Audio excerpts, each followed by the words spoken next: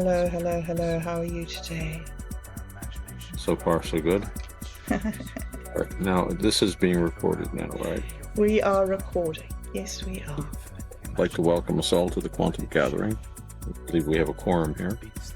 Our first topic of conversation will be the seventh seal. Oh, yes, that's so interesting. I'm so enjoying that. Did you see that I put up the... I did. I shared it Oh, you in the did? Discord. I did. I shared it in the Discord. Let all those guys know. All right. And I think there'll be enough Buddhist aspects to interest them. Oh, And cool. and I think it'd be useful to do that.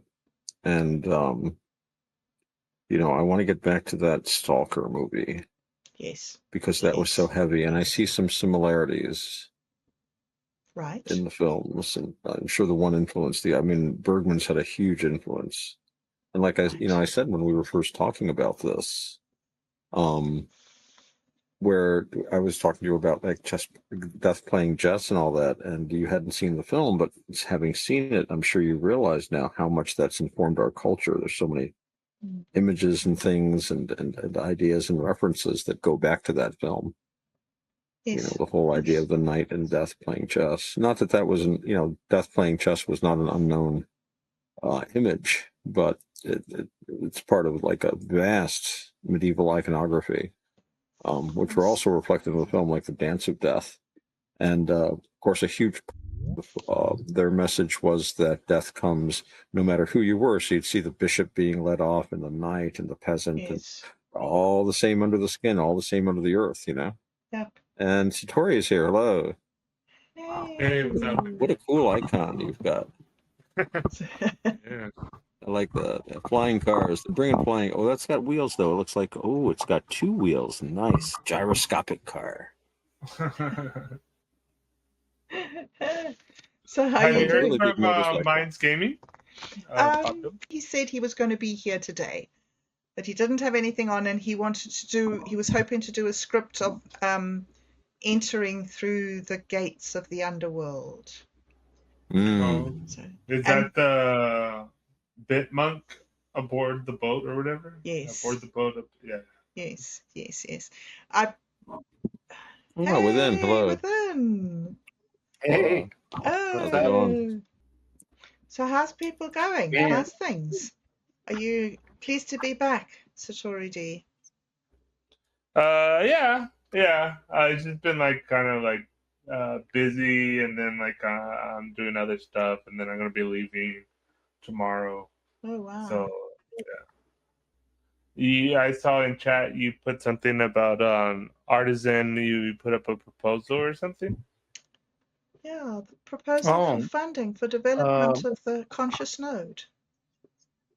Well, I think I was checking Artisan. I haven't had time to, to go to all the meetings and everything that they are doing. But I was checking the system, and they made some improvements that look interesting. Like you can buy the artifact with I think it's from $10 or less, and you can see how that basically double it. When you buy an artifact, you get the you double the money. So looks very interesting now. And I was thinking that in order to keep building that and do it, properly, dedicate time and get, to work with real developers and Minds Gaming and everybody, we will need resources to do it. I'll need a new computer. I cannot do it on this old MacBook from 2012 or something like that. And would be really nice to get together here. I mean, in Costa Rica. So sure. Yeah, I mean to find a place and work together and testing and do stuff. But yeah, That'd we be will fun. need some money in order to do that. That would be Yeah. nice. Yeah, Gosh. this is a good place. I mean, Yes. it's peaceful and it's chill. So yeah, maybe I don't know. I'm just and I there was a proposal that I reviewed with the LLM, and it's very basic, right? And it's not a lot of money. I mean, some other artists are getting like 100,000 or more, Nice. and this is very promising. Uh, this is a very promising project. I don't know if you had time to try it out with the file that I sent you, Yes. Satori. No, But not yet. yeah, I've been doing tests. Right now, I'm like working on separate modules for each part of the design. You have the core, and then you have the storage, the symbolic storage, and in another module you have the uh, energy symbolic system, and another the register, another the algorithm, the mandala algorithm. And you know what I'm trying to build right now, and I'm focused on storage. So I've been trying to basically to like bits are representation of energy, right? Mm-hmm. So it's just that it's energy. So if you compress a little bit of information, what happens with the rest? You should be able to use it. And if you have a swarm of nodes, you can use that rest of the energy to distribute in the other nodes. I'm thinking crazy stuff like make the content container. I don't know, crazy stuff like that. But and so I've been trying to do that. The goal is infinite storage in the less physical space. I know it's very ambitious, but as it is now, we can build on top of it. I like we can. I already did that, like distributed storage in different nodes, but that already exists with Storg and other services out there. Well, not exactly the same. I think this might be better, but it's very similar. But I'm looking for a node that is capable to digest infinite information in itself. I know that sounds crazy, but so I've been using the mirroring effect from the mandala algorithm, so the node can read the file and create a mirror that is the reflection, but it's not. But it doesn't have all the bits of the file, just the reflection of it, like a holographic reflection, and from that, trying to be able to rebuild the file, right? So what the node would storage is the holographic symbols that the instructions that are able to rebuild the file when it's invoked back by the key. Stuff like that. But as it is, we can, I mean, it's useful. Right now it's useful as it is because you have all these different coherent coordinates that you can use in just with a single node or different nodes. I think the key will be a swarm of nodes. That's why I'm asking for the money and maybe to build a little, team here and have different computers and start to testing here and do, and try to do, and because it's getting more and more complicated. But yeah, well, Gosh, but what a yeah, project. Yeah, but you're starting just with wanting some equipment and just to sort of get Sorry. get set up. This application that you are making now, that's just for a bit of equipment to get set up, isn't it? Exactly. Right. And it's like for 3 months. Aha, for Like 3 months, like yes. to Right. yeah. I'm imagining like I don't know, Minds Gaming and Satori D like freelancing for 3 months Right, over yes. There you here, go. something like that, and then Yes. and get some computers and start to build. But I mean, I already did that. You know, the node already did this. Like, it can take a file, compress it, and turn it into symbols. So the file is not there anymore. It's Yes. just as as it turned into a symbolic code that it so basically the file disappear and you can call it back. But the size is almost the same, sometimes a little bit more. So I want that, but without incrementing the size of the file, right? That will be the logic steps. Right. If you can pull it off. It's cool because you can basically disappear one file into the node and it doesn't exist anymore until you call it back with the key, right? That's cool.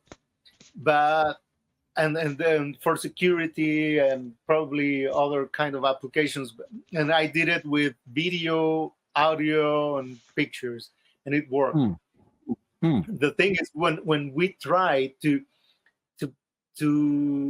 low the weight of the file, that's where it gets complicated. So I'm trying, a node inside a node, and that kind of crazy, right? Like to turn it into fractal. So the external node just get storage one part of the information, and the next node inside of it another, and something like that. But yeah, it's not easy. It's not easy right now. I'm doing it by modules and trying to apply the different logic into it and try to build. But yeah, I mean, it's right now. We can use it as a if we can test it for real. I mean, with different computers and other people who know better than me, we will be able to like to have our own blockchain basically, because the node is capable to generate infinite hashes, because in its field it has all these different coordinates because of the music serialism and that kind of stuff that I'm using. It's like, as I was explaining to you guys the other day, is basically like every bit of information, it's a different coordinate that it can create without any problem. Basically, it's basically its natural function is that, right? It's not like mining that you need a computer to start to solve problems until it gets this unique number that it's that fits the requirements for the blockchain, and then you put the blockchain into it and you get a reward.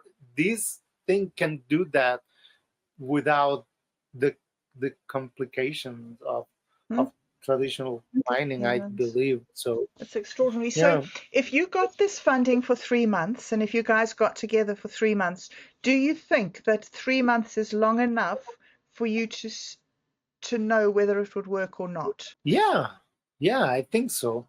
And start to work on that and see where it gets us.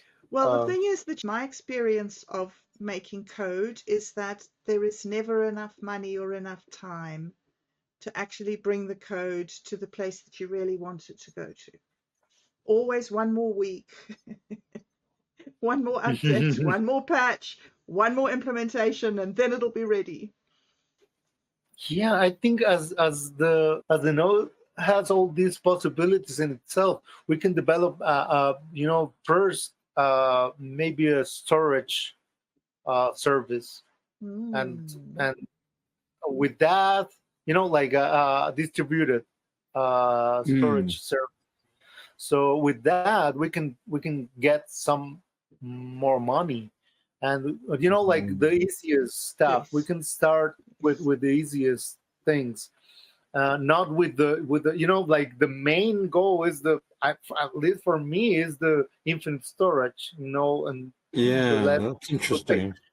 but that's the main, that's really ambitious.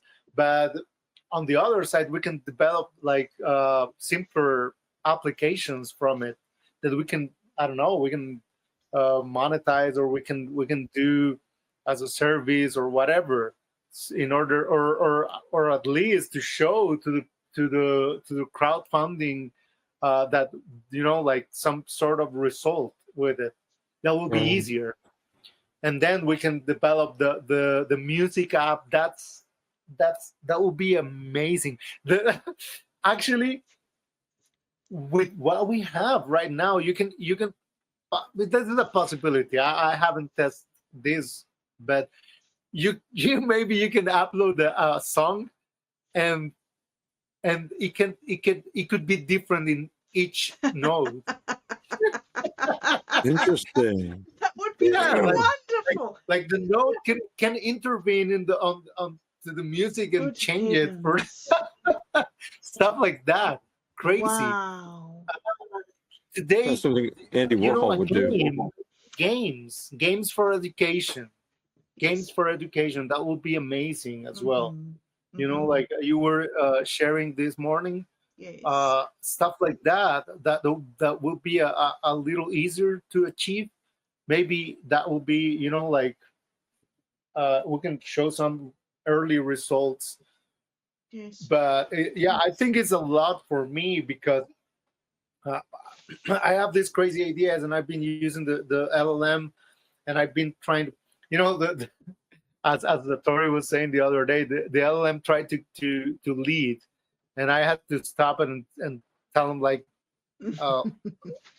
just do what I'm saying. Don't do anything else. Don't have ideas. No, just follow exactly what I'm saying, because it get lost. You get lost. It start to hallucinate, because he lose the thread. Yes. It can't concentrate. So I had So I had to to implement some basic fundamental stuff about the project in the memory of it, so it can take that and keep working from that idea. But I mean, I think the LLMs make it easier, and if we can have some professional coders for real, that will accelerate maybe the project, and yes. we can get there. But as I said, distributing storage, it's possible. I already tried it. It's not difficult with it. That's a huge thing. I mean, Stork, it's a company now, and they have this service, and they are charging for it. And it is not really good. I mean, it's a little crazy. I don't know what kind of system they are using, but I lost my Stork account. I couldn't get into my files anymore. That's something, That sucks. But so we can do that. That will be a good thing to start with. Yes. Everything. Yeah, I mean, everything that it's in the swarm, that's very possible. That is very feasible with the node, because that's its main feature, right? Interconnectedness and between nodes and everything. And right now I'm just testing everything by myself here. So when I'm doing the storage into different nodes, I'm creating 3 different, I'm opening 3 different terminals. So you emulate 3 different computers, and it's not the same. Yeah. But Yep. so do you actually have a minimal viable product, or are you still in an experimental stage? Okay, we have nodes in itself. Well, the mandala algorithm might be a product as well. The regenerative storage, that's something that we have that might be used for security files. Something that you need to storage in a so you can put it into the node and it disappeared because there's no file anymore, just code without symbolic code, so it doesn't make sense. And you can rebuild that file with a single key. So if you have the key, you can. That's another thing, and the storage in Swarm, that's another thing, and the music as well. The music player, it's working really good, really good. Bad the same in Swarm. That's what I'm looking for, the storage. Because I want it to be completely independent. If something failed, each node can have everything in itself. I think it's ambitious, but I'm imagining something like that. But it's about creativity. I mean, if you with the core of the node, you can build on top of it whatever you want. That requires that kind of interaction. I mean, we can build a blockchain. We can build a tokenomics. The music streaming that I was testing, it can have its own tokenomics integrated already, and that can be something really nice to have. But yeah, not a viable product right now. It's just little interfaces for testing. Basically, you can have these. If you put a database into it, maybe you can get some new interesting results with the interface that I've shared with you, like the one that you can make an input. You can ask something or whatever, and it will inform you about its movement, where it went and how it went, and what it does, what it did to get there. Basically, is what it's informing, like its new position and how it get there inside its own field. But yeah, that's like more like testing stuff than something that can be a viable project right now, or like a viable. So right? when you talk about streaming music, I'm guessing that this is one of the significant applications at this stage. How does that work? Well, basically, you can, as the creator of the song, you are the only one who has the original file, first of all, because when you put it inside the node, it's the same. The music file, it disappeared, is digested by it and transformed it into symbols. That's really cool for an artist to have. Like, you are the only one who has the original file, but inside the node, that's the swarm. You need to distribute that into a swarm. So if other nodes exist that can be entangled with these other nodes, it's a streaming service basically. But nobody can have the file, nobody can download it, nobody. And if you put on top of that some rewarding system, so you can track how many plays, you can track how many time, and add all kinds of new features into a music app that cannot be possible with what we have now, right? Because it's completely different.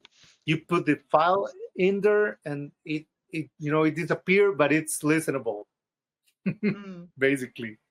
That's really cool. The only thing is storage, but we can use the distributed storage for music as well. Yes. Meanwhile, right? So that wouldn't be a problem. And right now, what I'm trying to do is like, okay, let's compress, because there's already algorithms for compression, right? The thing is that what I'm looking for is, okay, we can use some of those, but what about the rest of the beats? Let's use them. It's energy. So, crazy, maybe I'm a bit crazy, but something like that. But right now we can build a music app perfectly with it, and to have these novel capabilities. And that's another possibility, to allow the node to be creative, and so the song is not the same everywhere. It can change and mutate. Incredible. Yeah. Infinite variation. Yeah, that would be great. But yeah, right now it's, I mean, the cool stuff is that you can put a file in it. It transforms it into symbols, so there's no file anymore, and the only person who can call it back is the one who has the key. Right. If you were to be able to get this funding to produce that music streaming capability, would you then be able to somehow monetize that to provide further funding for further research into other applications? Music is complicated. Music is complicated because, to monetize music, that's why all these companies are struggling with it. It's not because some people say that they are bad people that are trying to abuse the artist. I'm not completely sure about it. It's because it's complicated and everybody wants to make music and everybody wants to be listening. So I don't think that will be the right path. Maybe I might be wrong. Maybe storage, distributed storage, general storage might be a more viable path, looking into a product. And the music streaming, because music is for sharing. So yeah, we can if we can build an app for music, that will be for the benefit of the creators, basically. Right. So the creators can monetize, and also the users. That will be great, because every community can become like the record label, like the curation and everything might be done into the communities, and they upload the music into their node, and the rest of the nodes are getting that. That'll be something cool to have. But in music, where the money is coming from, for the user, are we gonna charge the user? Or I don't know. I don't have clarity on that. I only see it as a good opportunity to be able to share music freely, and to be able to benefit the artist in a altruistic way than a business. Right. I don't see it as a business. Yeah. But they are trying to do a business and it's not working. Spotify, all those apps are trying to do a business with music and it's not working. I don't know, because but that's complicated. I don't know if music, but yeah, I see the music app as a side project. Right. Like I see more if we if for if we're looking for more funding or whatever, maybe the storage, but I might be wrong as well. As always, I was telling Mike the other day, I don't have the this entrepreneur mind, like people who work in tech. Well, Mike was telling me the other day that storage is a good one, because they are dealing with tons of megabytes that they don't know where to put it, and everything is in these servers from Amazon and Google. So if we can build an alternative to that, that'll be something interesting for many companies. Mostly the companies that have sensitive information, right? Governments. Imagining if you can put some. It's happening. I already done it here. You put the file.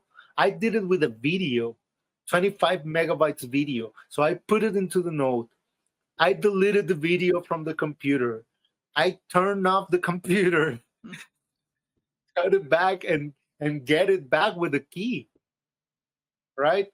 Yeah. So, and the only thing is that it was in a JSON codified. It's not possible to recreate the file without the key, because the code that is in there is nonsense, right?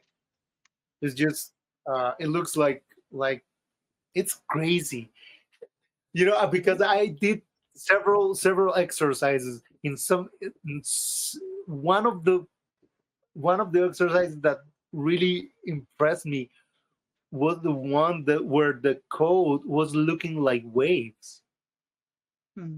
Like, I think I shared I don't know if I shared it with you guys, but the code was like waves. The shape of the code.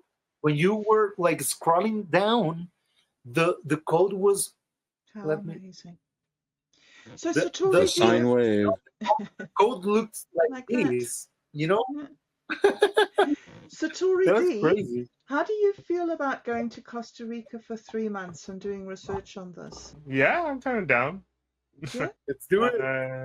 I would just do propaganda for the node. I don't know. Propaganda for the we will need. Well, if Mike wants to come, that would be amazing. But we will need coders like Mike or with the same like ethic standard, I would say. Right. Like yes. But it's not just to be a good coder, but someone who like Satori, that understand what it means and the repercussions, or that can measure the responsibility of doing something like this. I mean, to me, Satori, like you're like a leader, and you have all these crazy ideas that you've been sharing. I think that kind of input will be amazing to have. And yeah. it's not only, I don't see you just like a video editor or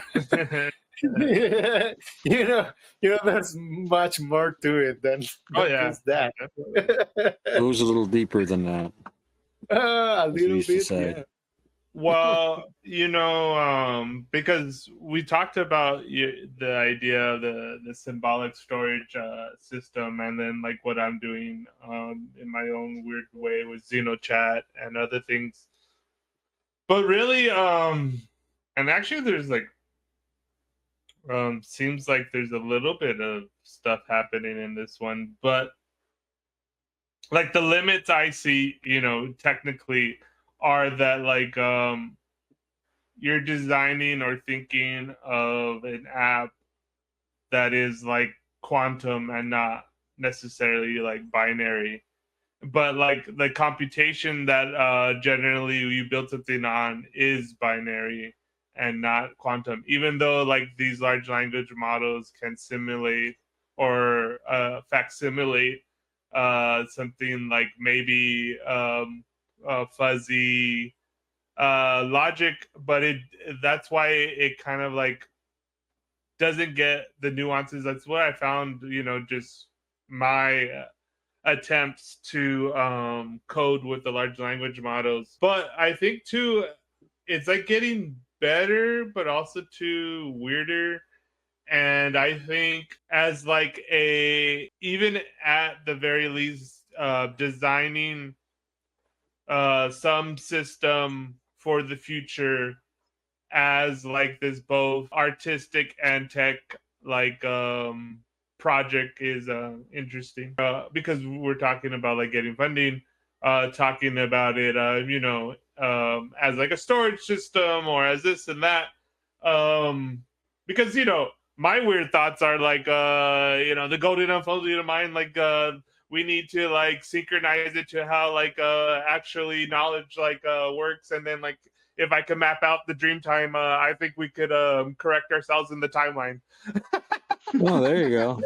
Yeah. Sounds like a good use, definitely. I see. I think I'm understanding what you're saying. The limitation is that at the end, it's linear again. Yeah. You get into the zeros and ones. That's what I'm trying to crack. Because those zeros and ones are representation of energy. Yeah, the field. Maybe we are not using that energy effectively, and it doesn't matter if it's still linear. If we can use another logic into it and crack it and use the what they call, I don't remember the word, like the entropy, the rest of the bits that that are, because if we can symbolize part of the file, not all of it, with that we can rebuild it, but we have the other bits that can be used in a different way. I mean, that's what I was trying to into the concept of the content becoming the container. Mm-hmm. Right, I know it sounds a little crazy, but it's just energy. So if we are dealing with that, is not, we can be tricky, but we can crack it. I think without the need of new specialized equipment, right? Because if we have a quantum computer that works, that it's really complicated. I don't know if those things are going to work in some point, but might be not necessary to have that. I think we can do it like with what I might be wrong, but maybe we can try to do it with what we have now. But if we can get some quantum computer in the future, this will be the perfect system to use on it, right? Because it's already there. It's has all the properties, all the it can recognize every bit in the field. It can create and maintain coherence. There's a lot of things that I haven't tried yet, like to put information inside the node. It is acting by from its own algorithm and its own movements. So it's just informing about it, but without any external intervention. So what happens if you put some knowledge into it? That'll be something interesting to do. But I get what you say. Story is that limitation, and I get there really quickly. At the beginning, like I was trying to do it, and the the LM was like, "Yeah, maybe we can use some graphene, like for new computers, like to fit this kind of logic." But I'm trying to crack it. I did it a couple of times we did it with a small picture, like and with music as well. You can take it and symbolize it, and that symbolized file can be distributed. That is really cool. I don't know if that exists already. I haven't seen it. Well, I mean, that's basically like mesh networking, or like IPS is where it's like it's stored, but it's only pegged, and then it's distributed throughout the network. That's how like IPF is supposed to work, I guess. Mm. And like and there's all IPFS sorts or of IPF? yeah. International Planetary Filing System. I think I'm saying it wrong. Yeah, but you still, but you still have the file in it. With this, you don't have the file. The file disappeared. Hmm. I mean, with the interplanetary file system, you can actually, it's distributed into different nodes or blocks, but you can have access to the file.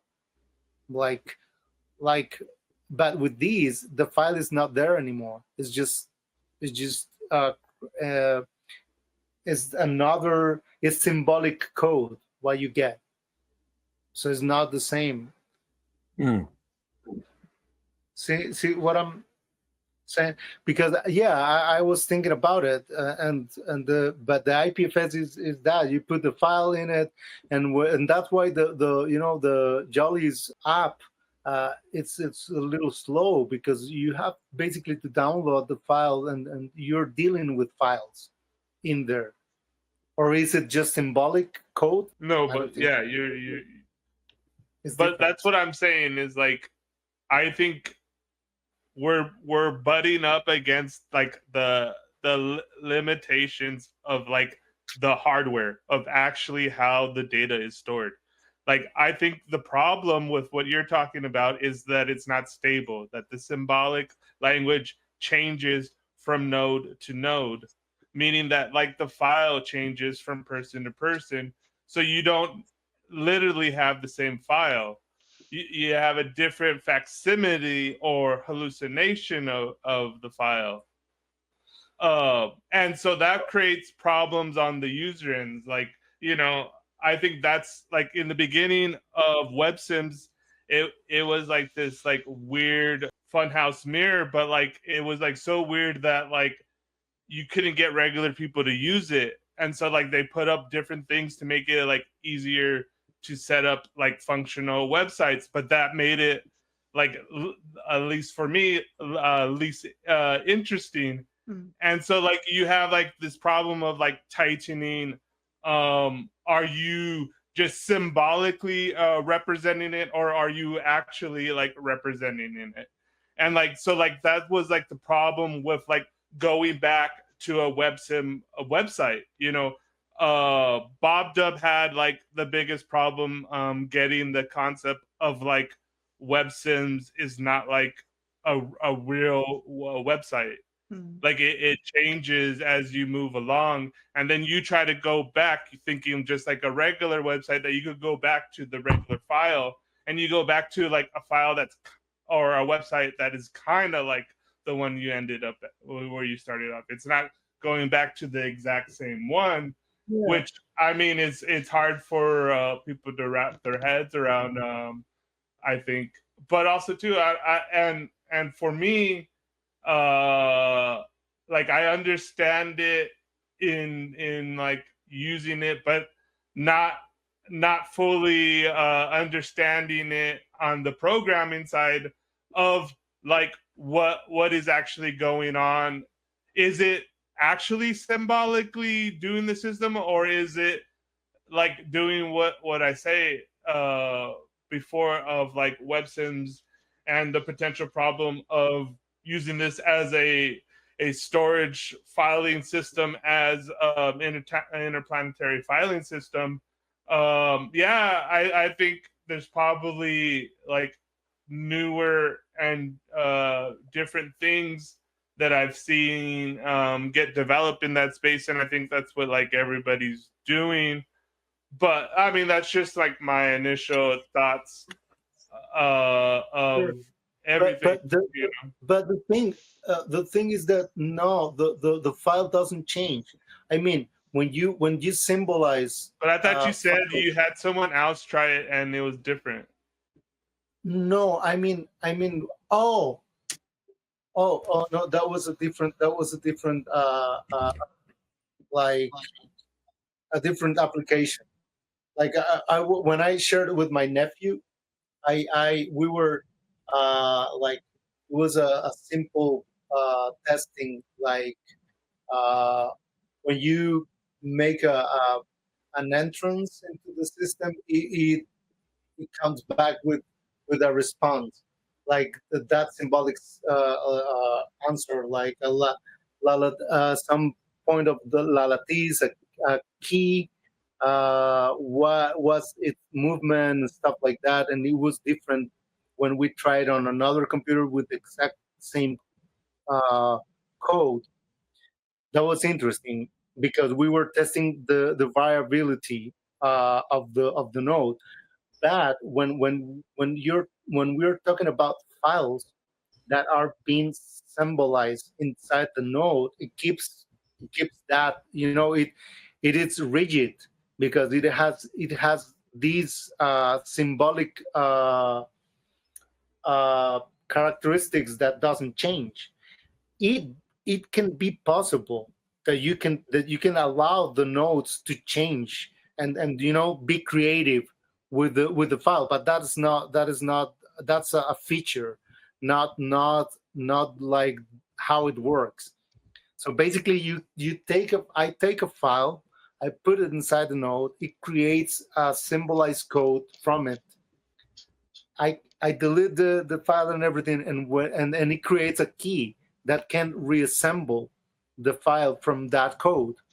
So basically, the file disappeared, but it's still the same. You can call it back with a key. Yeah, I understand what you're saying, but like to like really test it, then like I would have like, okay, so a file that's like on your computer, you could erase it, right? But it's still there. It's just you're erasing the ping to that address, and so you're just pinging it differently on your end with the whatever the node is. But like, can like say I open or bobdub opens up her node, can she type in your password and get that same exact file? Exactly. That's the magic. You can do it. Really? Yeah. Have you tested it? Yeah. I've tested it. I deleted the file completely from the computer. I reset the computer. I opened No, but it I again. mean like on a different computer, like someone else's computer. Well, we will need to connect those nodes. So I've been trying. That's the problem that I've been testing on my own. I will need another, to connect. We will need a swarm of nodes in order to do that. How many right? do you think you need in a swarm? Three. Three? Yeah, not or yeah, three will be good to have. I haven't tried. I can try to do it with my nephew. I mean, we can try that, but yeah, I'm pretty sure that it worked. I mean, it was, but because I was testing, it's not saving in the RAM, it's not saving in the hard drive, it's not saving in anywhere. I was checking, every, the activity of the computer. It's got to be somewhere. It's got to be somewhere. It's in the JSON file. It's amazing. Because and that's interesting because I call it back with the key and I changed the format from MP4 to MOV, and it called it back. So that was interesting. And when I'm trying to symbolize it but reduce the weight, that's what I'm getting problems, right? So yeah, I think to symbolize the file, it's very easy for the node, but to make it lighter, that's the problem right now. Yeah. But yeah, no, it's not. It's not. You know whose compression algorithm we should steal is YouTube's. It's the best I've seen. So tell your LLM to rip off the compression algorithm for YouTube. I'm just saying. But that's yeah. Definitely. They have something good. But at the same time, every video it's in a storage facility somewhere. No. But what I'm saying is that I think what we're talking about is that like you're already putting, because okay, say I put a file on my computer right now, right, and then I delete it, right. Short of like getting a magnet on my hard drive, that file is still there. Someone could get an algorithm and put it there and then reassemble that file, like if it knew that I had that file on there. You understand what I'm saying? And so like, so that is already a capability that, you know, I'm playing, you know, kind of critic and testing it. Is that means that it's like could be simulating that particular thing. Like, so it's already thing that's possible that it's doing, you know, and that they could like mimic or mimic it to the point that where there's no distinction between like if it's actually doing it or if it's mimically doing it. And what I'm saying too is that like I think it's stacking on the like what you were saying, the problem that now you're wondering about the compression. And like I said, the people that have the keys to the best compression right now is in the citadel of YouTube. You know what I mean? Yeah. Like that's the problem with the progress of right now is like, yeah, there's all this like great stuff, but it's like locked up into citadels of control, and it's hard to know, like, you know, what are the legit boundaries and what are not, because I think too a lot of the stuff that is actually what the LMLs do is for lack of a better word, vaporware, and a lot of the stuff that they're saying they could do, it's not really doing. There was this one thing that recently there was this app that said it you know, easy to code websites, you know, all you have to do is like vibe coding. And then they found out that like 700 Indian coders were doing the code when they when they requested to code something. Why not? Oh, yeah. Oh, it's doing this. Get a human on it. Just doing it. And you know what's also funny? And Sam Altman from ChatGPT wrote a article the other day on his blog or whatever, and I think it's called the subtle singularity. And I just find it funny that they're using singularity and they're just trying to steal my memes, you know? Trying to steal your memes. And they will not do it. They're not as good as me. No, they are not. Otto and I were listening to Tes Katlipoka, your latest one, The Smoking Mirror, this morning. Oh, yeah. Yeah, it's a great one. Yeah, really good. Yeah. Yeah, then I have all this code that represents the file, right? So I deleted it, and that would be okay. So way back in the day when I was in computer science, I had like it was weird.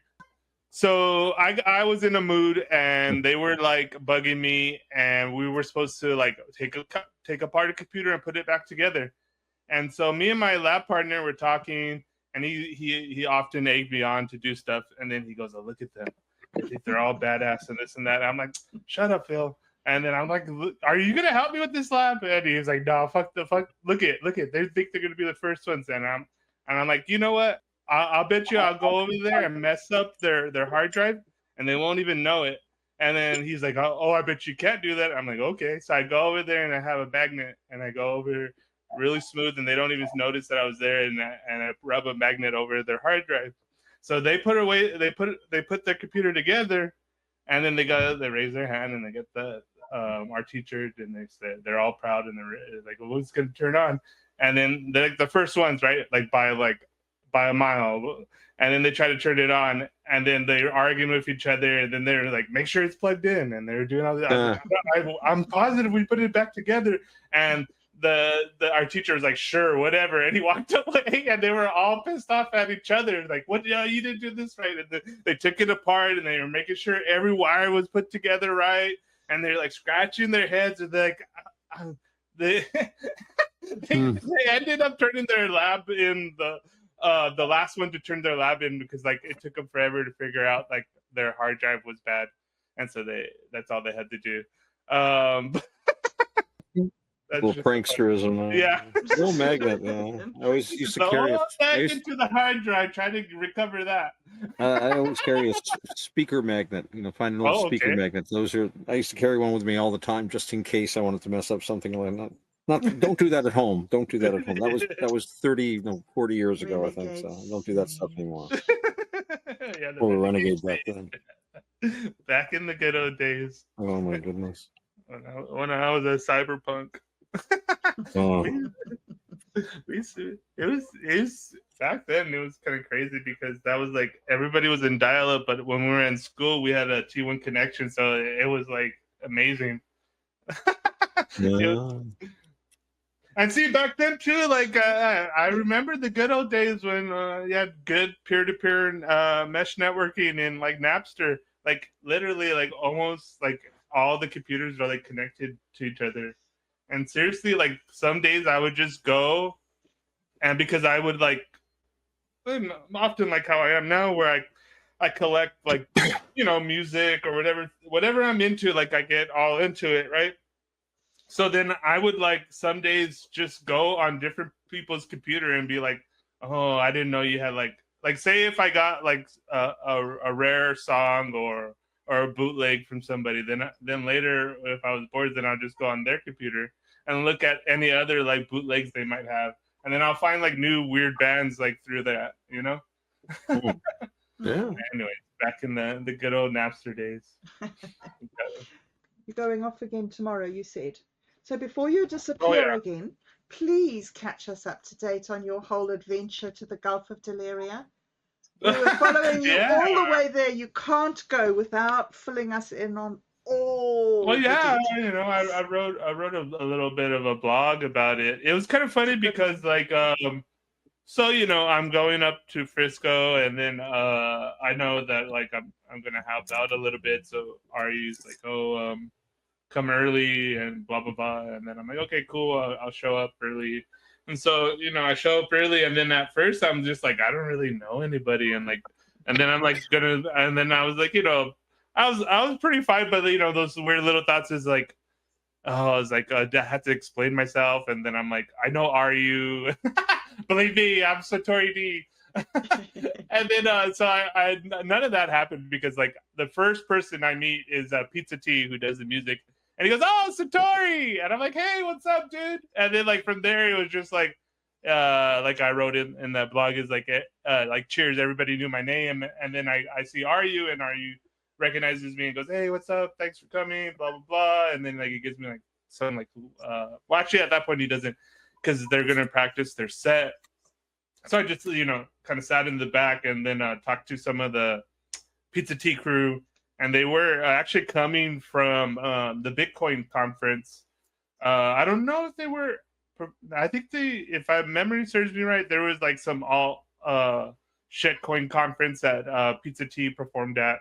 What's actually also kind of weird and exciting, and I guess I'll drop this news here, is that Pizza Tea was getting followed around by like they're doing a documentary, not necessarily about him, but he's like featured in the documentary. What is it called? It's about like basically meme coins. And so like Pizza Tea has a lot of different meme coins, and so he's part of like I think they follow a few of people doing stuff like that. Anyways, so like the camera guy was there. I might even be in it because like there was one point where Pizza Tea's like, oh hey, this is Satori D, and I wave at the camera like, hey, what's up everybody? And then he's like, oh, let's go check out the robot, because like they had like all these like kind of like props. RU had a throne, there's like this little robot, and so like we go with the camera guy, and then we check out the robot, and then Nice. talk about the set and stuff like that. But anyways, so there's like this documentary that, and I know that the music video that I did for DJ and Friends is going to be featured in there, so that was cool. Wow, is that the guy, the one what? about what will you wear to the New Civil War? No, it's no. DJ and Friends. Okay. That's one was Too Desperate to Be Paranoid. Oh. Okay. Yeah, and so that one's going to be featured in that documentary, cool. I believe, if memory serves me right. But so then I was just chilling, and then that's when like people started getting there that were going to speak, and so it was it's so funny about like I mentioned like in chat and in my blog that there was a lot of audio issues, right? And within the vacuum, we'll probably know this is like any live event with like audio systems, theaters, clubs, live audience. It's a shit show. And so like when we're warming up, Pizza T was like, oh, because he does I think for most of the songs, I'm trying to think if it's all the songs. I don't know. There's a few songs where he does like auto tune, so he wanted like the sound level is like a certain way, and then it wasn't doing it. Anyways, so they're messing with it a lot. So by the time the event comes, there was a music set, and then there was speaking, right? And so by the time I was up there introducing everything, like man, I couldn't tell like if the back of the room could hear me, because like I could like that's all I could hear. It was a pretty big space, and then it was just like it's just like if you're in a club and you're trying to talk to your friends and you're just like I can't even hear like my own voice. Wow. And so I just like welcome to the Gulf of Delirium, and I kind of like just try to project my voice. I think everybody who's sitting can. Lost your voice there. Hey, what happened? He was telling too much. He was silenced by the conspiracy. He was saying too much. Dun dun dun. Yeah. The gremlins got you. And then it was kind of funny because like people that were wanting to hear him speak started to move like closer, and so they like people were sitting in the front and they're telling people to shut up in the back, and the people in the back weren't even paying attention. And there was a robot too. There's like this robot going around, and then like if it goes forward, it was fine, but when it rotated, it made like all these sounds, and it had like a track wheels, like a tank kind of, and so like it would like stop and go like kind of hydraulics that turned it, and so like but you could hear it, and because it also would like shake, and so that made it more difficult too. So anyways, so there was issues with that, and anyways, so Arya comes in, he tries to like get the attention in the back, it doesn't work, and then he kind of reads, and then but by that time, I think in between the speakers, he was going back and like telling them like, "Yo, like, what's up with the microphone and all this kind of stuff." Anyways, it gets fixed later. By the panel, it was cool, but and this was kind of funny. Like, so I'm like sitting at the side watching the panel, and so they opened up the panel to like questions, and so at this time there was this guy. And like he asked the first question, but he's like, and everybody kind of rambles, but like he was rambling before he asked his question, and so like everybody was kind of like, oh man, like just ask your question, like for the first time. And so we go through a series of questions, and then we're about to wind it down, and then he wants to ask another question, and then everybody was like, someone else go up. Like, like in the crowd. And then I was in the side, and this was kind of like the funny thing about like the glitches and the Gulf of Delirium and having like random experiences and like going with it. Like literally one of my favorite authors, Eric Davis, he wrote High Weirdness. anyways, he's sitting right next to me. He actually elbows me. And like we were making fun of the guy that was long-winded, and he's asking the question because like someone over there was like, "Oh, you go up there, go say something." And he's like, "No, I don't want to go say anything." I was like, "Please save us." Anyways, it was just funny because like later my sister and went to the show, and then I was telling her about that, and she's like, "Oh yeah, that guy too." Like she was in a different part of the audience, and they were doing like the similar things, like rolling their eyes, like, "Oh no, not this guy again." Wow. It was funny, and then it was funny because like I didn't catch exactly what he said, and I wish I did. But I think he was saying something about like we have a window in like 5 years, and then there's gonna be AGI and like AGI. sentience or something like that. I don't know what he actually said because I was too busy kind of like joking and having a little fun about him asking that I didn't wasn't paying attention to his question, and only to afterwards. And then it was kind of funny because like one of the guys goes because like I guess his tone was overall like dark or dystopian, and then he goes, "What do you do? Well, if that happens, what makes you think the super intelligence would side with Peter Thiel and the dark side? What makes you think that they wouldn't like contact us and decide with us?" And everybody was laughing, and then I was like, "Wait, did he talk about AI sentience?" And I'm like, "Oh man, I should have like went up there and said something." But anyways, and then someone goes up there and takes the microphone and then talks about like the kind of like we're all one organism and like kind of like we're already like now I'm using my terms, already a meta mind. There's already a super intelligence and it's called Gaia. No. So that was pretty funny. And then like later going back to like all the like so what one guy said on the stage about like addressing the kind of glitches and the technical difficulties, the gremlins in the machine, he said it's kind of good in the sense that like there's one conversation happening here and there's like 3 different things happening in the same event. So like if you were in the back with like say like the robot thing, you're having your own experience and you kind of don't even know what's going on other places. And the same thing with like people were paying attention to the readings or people catching up. But I like what was funny is like I would say I had like a good 4 or 5 random conversations with like people that I've never met before, and like Nice.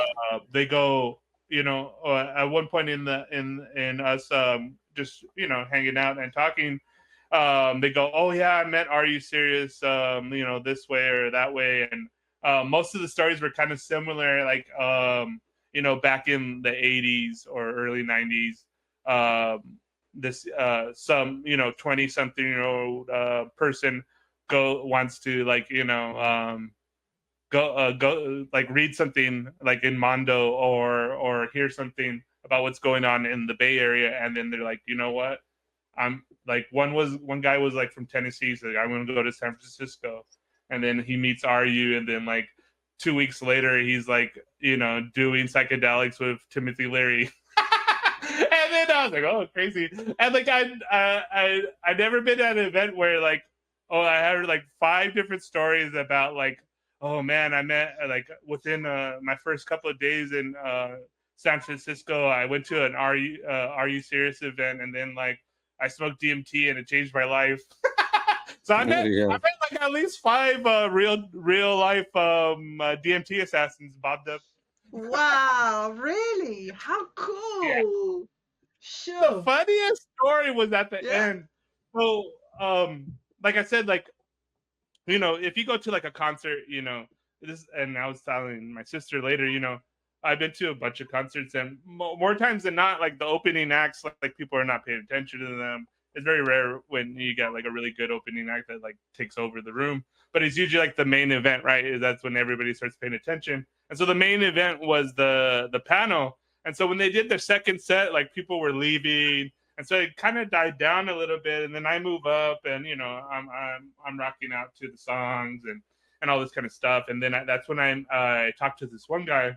I met him earlier, but then we weren't really talking. And then he's just like, "Oh man, about like the visuals," and I before I said, "Oh yeah, I did some of that," and then we're talking. And then later he goes to tell us about like, "Oh man, Artie's changed my life." And then he tells me about like, literally he comes to Frisco, he sees the flyer, he goes to an event, and then he's with like RU and a bunch of other guys, and then they're at the event, and then they're like smoking weed or whatever. I think Terrence McKenna's there too. And then he goes, so I forgot what he said. I forgot what phrase he said. It's like, so like when are we gonna like do the real drugs or something like that, And then Arya's like, okay, I guess we're going back to my house, and they go to the old Mondo house, and then it said they bring out the DMT, and then it was funny because he's telling me this story about like they do the DMT, and then when it's about to hit, they go hiking, and they go for like this long hike, and then like there's like this eagle that comes or something. He tells me this whole like crazy story, right? And then he gets interrupted because like there's this older guy, and I met him. He was like one of the guys that was part of the first magazine that RU did, and High Frontiers. And he seemed like a real like deadhead, right? But so he comes up, and then the guy goes, "Oh my God, I haven't seen you in forever." And it's like, "Oh, hey, what's up? I was just telling Satori about that time." And he tells him, "Do you remember that?" He's like, "Oh yeah, I remember that." And he's just like laughing. And then the guy goes, "Dude, wait, I thought you were dead." And then he goes, "Me?" And he's an older guy. He's like, "Yeah, man, I could have sworn I heard you were dead." And he's like, "Oh, no one told me." He went with it, and then I was like, "Oh yeah, you must have not got the memo." And then he goes, "So I'm dead? Whoa!" Yeah. It's like conversation like that for. Let me take you deep into the flow. Go up to area where shadows creep and mystics grow. Whispers of truth untold.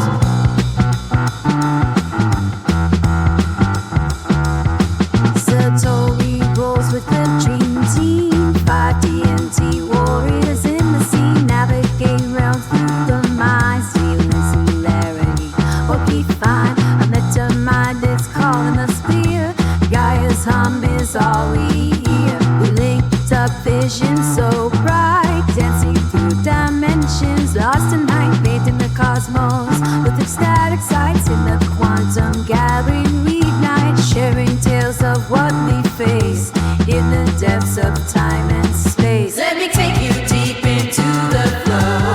Gulf of Delaria, where shadows creep and mystics grow. Whispers of truth untold.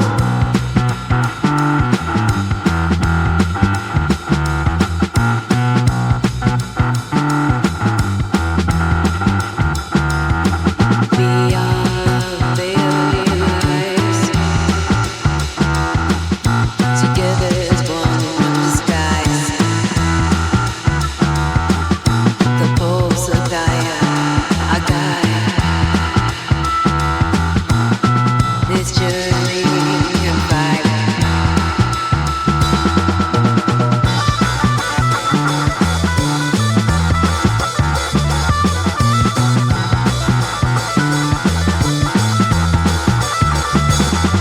Let me take you deep into the flow.